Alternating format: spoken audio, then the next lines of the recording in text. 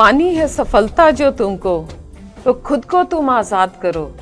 मत डरो किसी मुसीबत से, अपने हौसलों को फौलाद करो। अपने फौलादी इरादों के बूते दिल्ली पुलिस की पीटी उषा के नाम से जाने वाली एएसआई ललिता मथवाल ने वर्ष 2022 में नीदरलैंड में आयोजित विश्व पुलिस और फायर गेम्स में 5 स्वर्ण पदक और 1 सिल्वर मेडल जीतकर न केवल दिल्ली पुलिस का बल्कि उसके साथ साथ देश का भी नाम ऊंचा किया। उन्होंने उस उम्र में जब खेल को लोग अलविदा कर रहे होते हैं, उस मुकाम को हासिल किया है जो दिल्ली पुलिस के इतिहास में आज तक कोई और नहीं कर पाया है।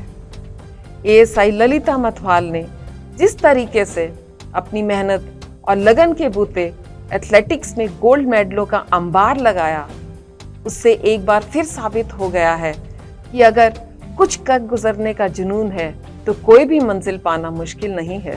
सन 2000 में दिल्ली पुलिस ज्वाइन करके ललिता जी ने सन 2005 में अपनी बेटी को जन्म दिया और करीब 33 साल की उम्र में उन्होंने दोबारा ट्रेनिंग शुरू की और फिर कभी पीछे मुड़कर नहीं देखा। आइए उनसे जानते हैं कि वो क्या है जो उन्हें जिंदगी के उतार चढ़ाव और बीमारियों के बावजूद मोटिवेटेड रखता है और जिनके चलते वो लगातार एक के बाद एक सफलता की ओर बढ़ रही हैं।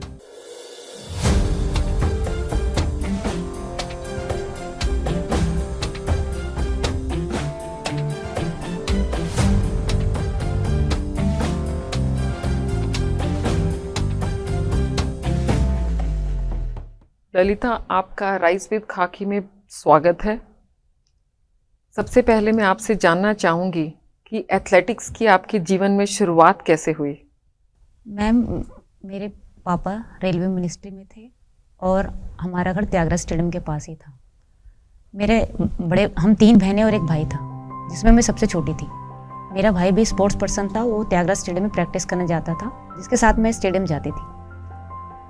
जब वो प्रैक्टिस कर रहा होता था, मैं वहाँ पे दौड़ने लग जाती थी। उसने मुझे दौड़ते हुए देखा तो उसने कहा, भाई तू बहुत अच्छा भागती है, और उसने स्टेडियम में एथलेटिक कोच से बात की और मुझे स्टेडियम ज्वाइन करवा दिया। तो वहीं से मेरी रनिंग की जर्नी स्टार्ट हुई।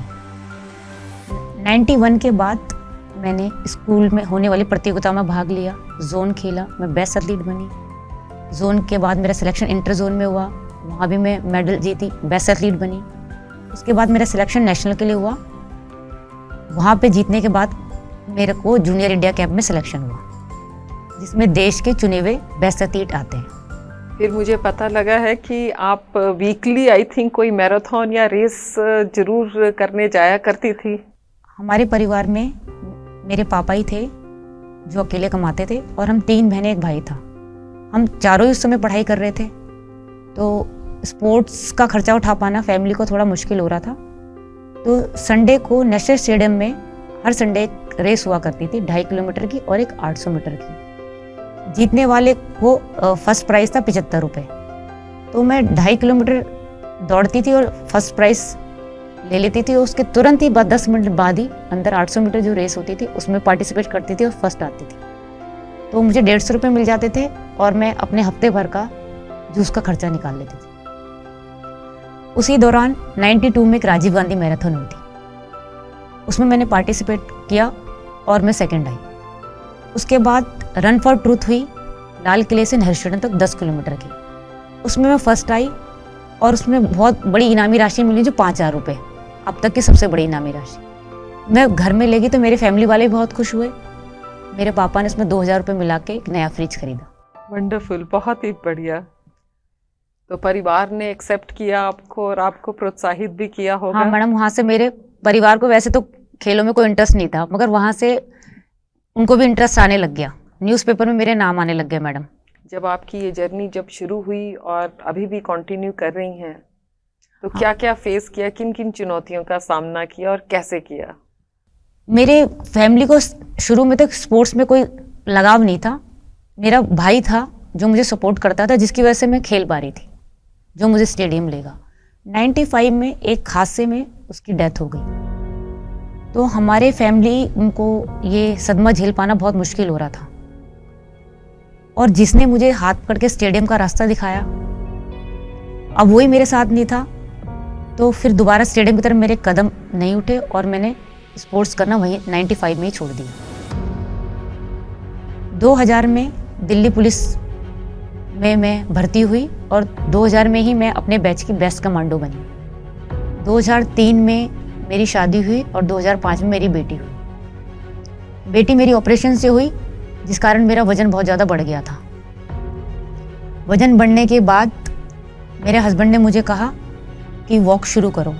तो हमारे घर के पास संजय पार्क लक्ष्मीबाई नगर में मैंने वॉक करना शुरू किया। वॉक करने के बाद मैंने वॉक से जॉगिंग, फिर जॉगिंग से रनिंग की। इसी दौरान दो साल लग गए मुझे फिटनेस को दोबारा लाने के लिए। 2013 में फिर मैंने नेहरू पार्क ज्वाइन किया। हर संडे वहाँ पे लोग लॉन्ग रन करने आते थे दिल्ली हाफ मैराथन की तैयारी करने के लिए। तो फिटनेस मेरी अच्छी हो गई थी, तो मैं भी मोटिवेट हुई कि मैं भी अब दोबारा रनिंग कर सकती हूँ। उनको देख के लगा, तो मैंने हाफ मैराथन की तैयारी वहीं से करना स्टार्ट किया उन लोगों को देख के। तो वहीं से मैं मोटिवेट हुई और मैंने कहा मैं दोबारा इंप्रूव कर सकती हूँ, दोबारा रनिंग स्टार्ट करती हूँ। तो इसमें मेरी हस्बैंड और बेटी का बहुत बड़ा सपोर्ट रहा। अगले ही साल फिर दोबारा 2014 में जो टाइम 13 में मैंने 1 घंटा 45 मिनट दिया था, वो 1 घंटा 38 मिनट आया 21 किलोमीटर का। तो यहीं से मैं मोटिवेट हुई रनिंग के लिए और मैं कॉम्पिटिटिव रनिंग में आ गई और मैं बहुत टफ ट्रेनिंग करने लगी। तो कह सकते हैं इच्छा हो तो कुछ भी मुमकिन है। हाँ, तब रास्ते निकालने ही पड़ते हैं और निकल ही इसके लिए मैडम मुझे 3:30 बजे सुबह जल्दी उठना पड़ता है। मैं दिन भर का खाना बना के 5 बजे स्टेडियम पहुंच जाती हूँ। वाह। जब आपने 2005 में दोबारा से रनिंग शुरू की थी तो आपको फिजिकल चैलेंजेस भी बहुत थे इस समय। आई थिंक आपको बैक की कुछ इश्यूज थे। हाँ, तो कैसे आप मैम हाफ मैराथन के लिए आपको रोड में ज़्यादा लॉन्ग रन करना पड़ता है, जिससे मेरे लोअर बैक में पेन स्टार्ट हुआ। MRI कराने में पता लगा मेरे L4 L5 में इंजरी हो गई थी और वो इंजरी इतना बढ़ गई थी कि 12-13 किलोमीटर के बाद बैक से मेरा पेन आता था, हैमस्ट्रिंग से आता था काफ में और मेरा पैर सुन्न हो जाता था। कई स्पेशलिस्ट डॉक्टरों को दिखाया, सभी ने मुझे सलाह दी कि आपको रनिंग छोड़नी पड़ेगी, नहीं तो आपको बैक का सर्जरी करानी पड़ेगी।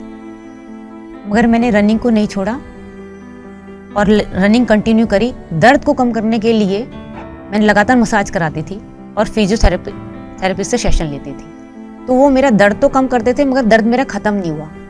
मैं पेन के साथ ही भागती थी और अगली बार मसाज करा के पेन को कम कर देती थी। मगर मैंने दर्द में ही पूरे कंपटीशन खेले हैं और जीते हैं। अब मैं आपसे पूछूंगी, जो आपने 2022 में नीदरलैंड में इतने सारे पदक जीते, तो उसके बारे में कुछ बताएं। मैम लास्ट ईयर 2022 में मैंने world police and fire games Netherlands में पार्टिसिपेट किया था, जहां मैंने 5 गोल्ड और 1 सिल्वर मेडल जीता था, जिसमें से 2000 मीटर स्टीपल चेज में मेरा न्यू वर्ल्ड पुलिस रिकॉर्ड बना था, जो 2019 में पोलैंड की एथलीट के नाम था, जिसने 9 मिनट 33 सेकंड का टाइम निकाला था और मैंने उसका रिकॉर्ड 8 मिनट 54 सेकंड से तोड़ा। Wow, wonderful. फिर I think Asia master athletic championship में भी आपने पार्टिसिपेट कर। मैं 2014 में जापान में, 2016 सिंगापुर में, 2019 में मलेशिया में और 19 पदक जीते हैं। वाह, तो आप नेशनल के साथ साथ इंटरनेशनल हीरो भी हैं। अब मैं जानना चाहूँगी कि ये हीरो बनने की जर्नी है, इसमें आपको मोटिवेट सबसे ज़्यादा किसने किया और किस चीज़ ने किया या किस पर्सन ने किया? क्या है जो आपको इस जर्नी पर कंटिन्यू रख रहा है? मुंबई मैराथन में 13-14 किलोमीटर के बाद एक पैडल रोड आती है, जो 1 किलोमीटर की एकदम खड़ी चढ़ाई है। लोअर बैक इंजरी के कारण उस चढ़ाई को पार करने का मेरे दिल में एक डर सा रहता था कि मैं उसको पार कैसे करूं। तो लॉन्ग रन के दौरान मैं एक म्यूजिक प्लेयर्स लगाती हूँ, जिससे मुझे मोटिवेशन मिले। तो मुंबई मैराथन के दौरान मेरे हस्बैंड ने उसमें मेरा फेवरेट गाना है मैरी कॉम का मैं जिद्दी हूँ, वो कम से कम 10-15 बार डाल दिया था। और जैसे ही वो पैडल रोड 13-14 किलोमीटर के आई, मैंने वो बटन दबा के वो गाना स्टार्ट कर दिया और पैडल रोड पार करते समय मैं लगातार वो गाना सुनती रही और अपनी बेटी और हस्बैंड का चेहरा याद करती रही। तो मुझे पता ही नहीं चला मैं कब पैडल रोड पार कर गई और उसके बाद रेस फिनिश तक वो गाना चलता रहा। वो गाना मुझे मोटिवेट करता रहा और मेरे हस्बैंड और बेटी का चेहरा मुझे याद आता रहा और मैंने एकदम स्ट्रॉन्ग फिनिश किया रेस को।